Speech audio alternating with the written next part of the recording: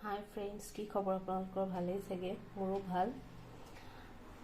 এতিয়াতো ভাদ মাহ চলি আছে। ভাদ মাহত জানে সকলোৱে তালৰ পিঠা খাব লাগে।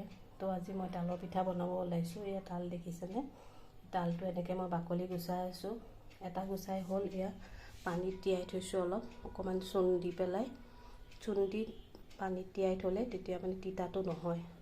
আৰু এইটো মই গুচাই আছোঁ। এয়া মই তাল চালি আছোঁ, এইখিনি হৈছে।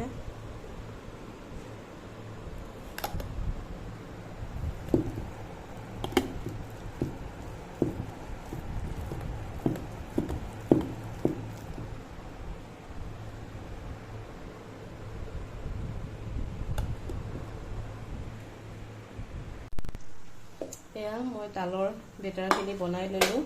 এয়া ময়দা, চেনি আৰু অলপ চুজি, অকণমান নিমখ দি পেলাই এইখিনি এনেকৈ সানি ল'লোঁ। এনেকৈ সানি হোৱাৰ পিছত এতিয়া ইয়াত অলপ অলপকৈ ইয়াত এনেকৈ দি দিলোঁ।